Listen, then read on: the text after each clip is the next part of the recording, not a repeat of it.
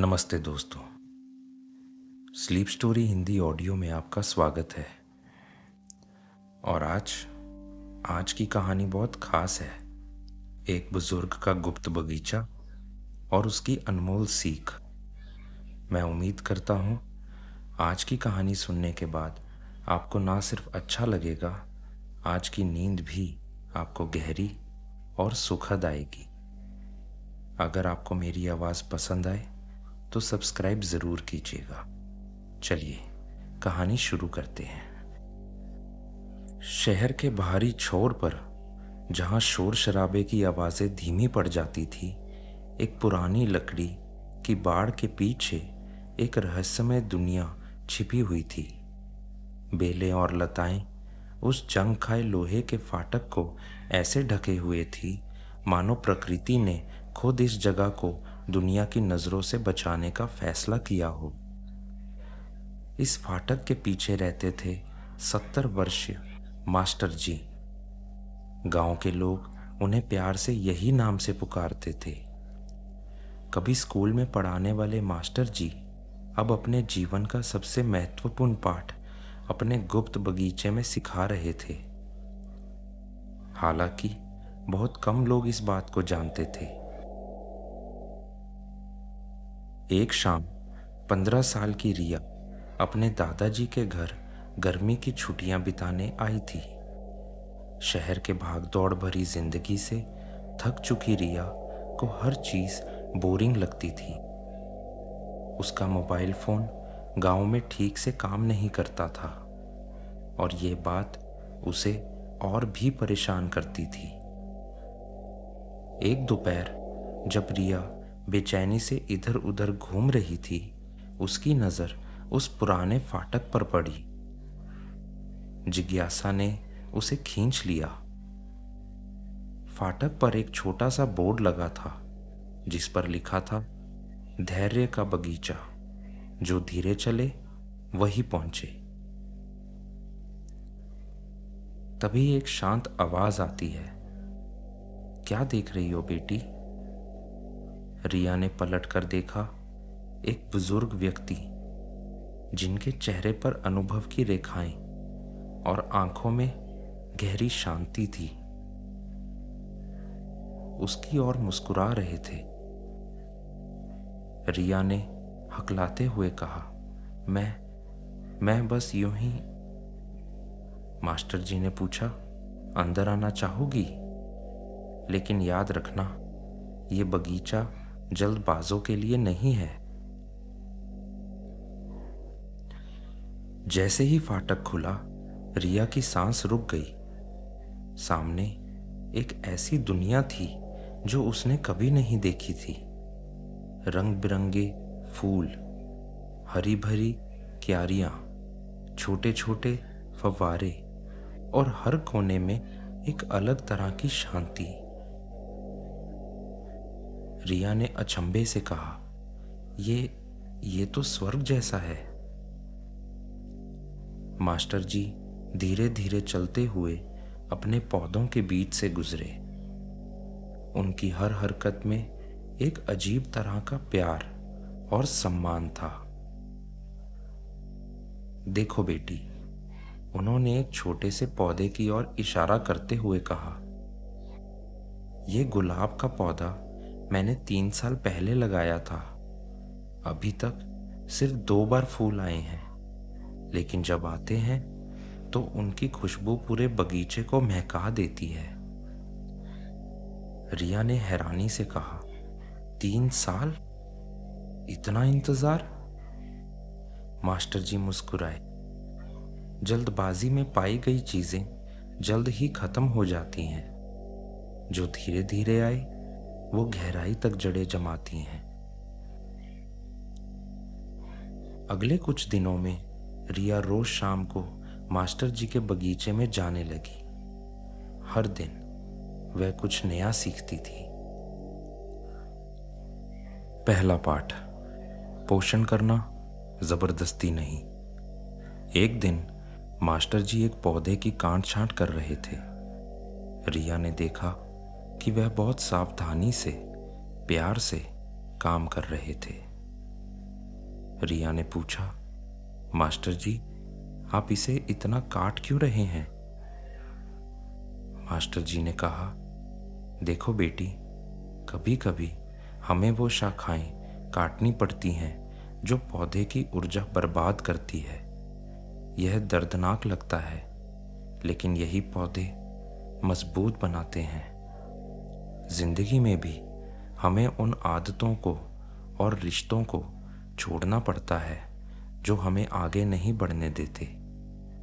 रिया ने सोचा, वह अपने फ़ोन पर कितने घंटे बर्बाद करती थी। कितने ऐसे दोस्त थे जो सिर्फ शिकायत करते रहते थे। दूसरा पाठ, परिवर्तन को अपनाना। एक शाम रिया ने देखा कि मास्टर जी सूखे पत्तों को इकट्ठा कर रहे थे। वह उदास हो गई। सब कुछ मुरझा क्यों जाता है मास्टर जी? मास्टर जी ने सूखे पत्तों को मिट्टी में मिलाते हुए कहा, बेटी, ये पत्ते मुरझाए नहीं, बदल गए हैं। ये अब खाद बनेंगे और नए पौधे को पोषण देंगे। मौत भी जिंदगी का एक हिस्सा है, अंत नहीं। हर अंत एक नई शुरुआत का बीज लेकर आता है। रिया को अपनी नानी की याद आई, जो पिछले साल गुजर गई थी। शायद वह भी इसी तरह किसी और रूप में उसके साथ थी। तीसरा पाठ, अपूर्णता में सुंदरता। बगीचे के एक कोने में एक पुराना पेड़ था। उसकी शाखाएं टेढ़ी मेढ़ी थी, तना भी थोड़ा मुड़ा हुआ था। रिया ने कहा, यह पेड़ कुछ अजीब सा है। अजीब? मास्टर जी ने मुस्कुराते हुए पेड़ के पास जाकर उसे छुआ।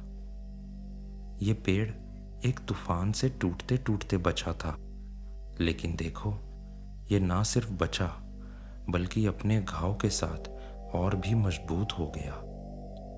इसकी टेढ़ी शाखाएं इसकी कहानी कहती है, इसका संघर्ष दिखाती है।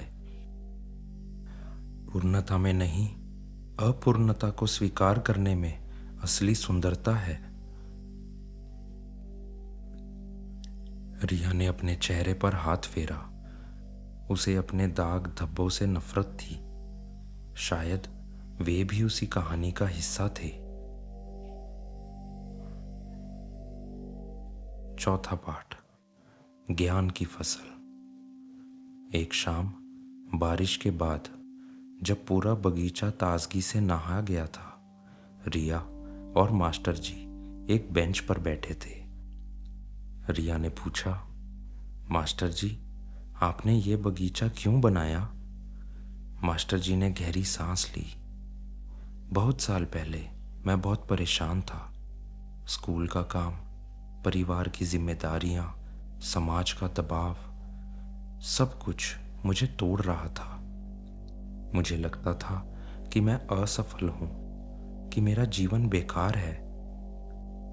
रिया ने पूछा, फिर क्या हुआ? एक दिन मैंने एक छोटा सा गमला खरीदा और एक तुलसी का पौधा लगाया। हर दिन मैं उसे पानी देता, उससे बात करता। धीरे धीरे मुझे एहसास हुआ, पौधे की तरह मुझे भी बढ़ने के लिए समय चाहिए था। मुझे भी देखभाल और धैर्य की ज़रूरत थी। उस एक पौधे ने मुझे जिंदगी से प्यार करना फिर से सिखाया। रिया की आंखें नम हो गई। और फिर आपने यह पूरा बगीचा बना लिया? हाँ बेटी, यह बगीचा मेरा गुरु बन गया। हर पौधा मुझे कुछ सिखाता है, और सबसे ज़रूरी बात, यह बगीचा मुझे सिखाता है कि खुशी बाहर नहीं, अंदर उगाई जाती है।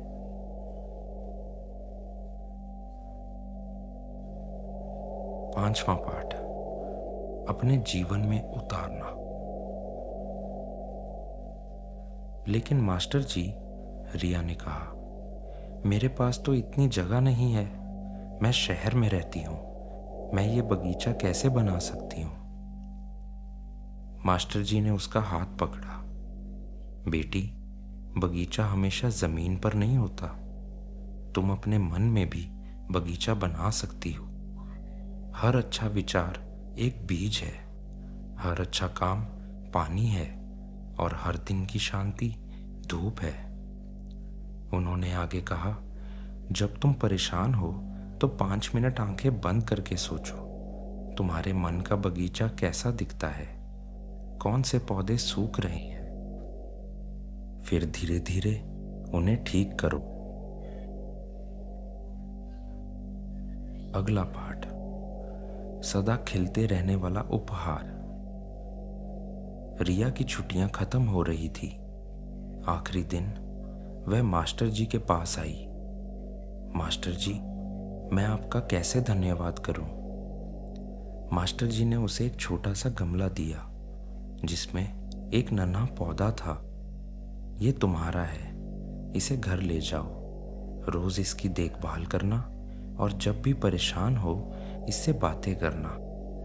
ये तुम्हें याद दिलाएगा कि धैर्य, प्यार और समय से सब कुछ संभव है। रिया ने पूछा, ये क्या पौधा है? मोगरा। इसमें साल में कई बार फूल आएंगे और हर बार तुम्हें इस बगीचे की याद आएगी। रिया ने उन्हें गले लगा लिया। मास्टर जी, आपने मुझे सिर्फ बागवानी नहीं, जिंदगी जीना सिखाया है। जैसे जैसे सूरज बगीचे के पीछे छुपता गया, सुनहरी रोशनी हर पत्ते को छू रही थी। पक्षियों की चहचहाहट, हवा की सरसराहट और फूलों की खुशबू, सब कुछ एक सिम्फनी बना रहा था। मास्टर जी ने अपने बगीचे को अलविदा नहीं, शुभ रात्रि कहते हुए कहा, हर इंसान को अपना एक गुप्त बगीचा चाहिए, कोई ऐसी जगह या चीज जहां वह शांति पा सके, जहां वह सीख सके, जहां वह बढ़ सके। तुम्हारा बगीचा क्या होगा? रिया ने मुस्कुराते हुए अपने गमले को देखा। उसे अब समझ आ गया था, जीवन एक बगीचा है और हम सभी माली हैं। दोस्तों, ये थी आज की कहानी। और आज की कहानी से हमें क्या सीख मिली? सबसे पहले हमें धैर्य रखना चाहिए। जल्दबाजी में ना कोई फैसला लेना चाहिए और ना ही कोई काम करना चाहिए। दूसरा, परिवर्तन को स्वीकार करें। तीसरा, अपूर्णता में सुंदरता खोजें। चौथा, अपने मन के बगीचे की देखभाल करें। अगर आपका मन खुश रहेगा तो आप भी खुश रहेंगे। पांचवा और आखिरी, हर दिन कुछ नया सीखें, कुछ नया उगाएं।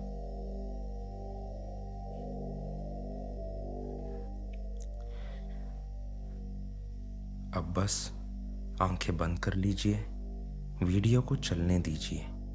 बैकग्राउंड में ये शांत सा म्यूजिक आपको ले जाएगा एक सुकून भरी दुनिया में। अपने आप से बातें करें, सुकून में रहें। एक गहरी सांस लीजिए, धीरे धीरे। महसूस कीजिए कि हर सांस के साथ आपकी टेंशन कम हो रही है, आपके कंधे हल्के हो रहे हैं, आपका दिमाग शांत हो रहा है। सब कुछ ठीक है, सब कुछ ठीक हो जाएगा।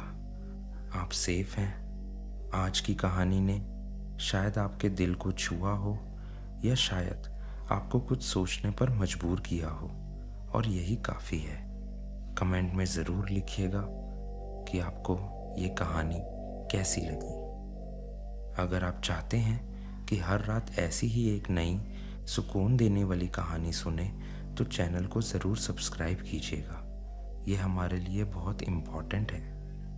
तो मिलते हैं दोस्तों अगली रात एक नई कहानी के साथ। शुभ रात्रि दोस्तों। गहरी नींद आए, मन शांत रहे और कल का एक नया सुंदर दिन आपका इंतज़ार कर रहा है।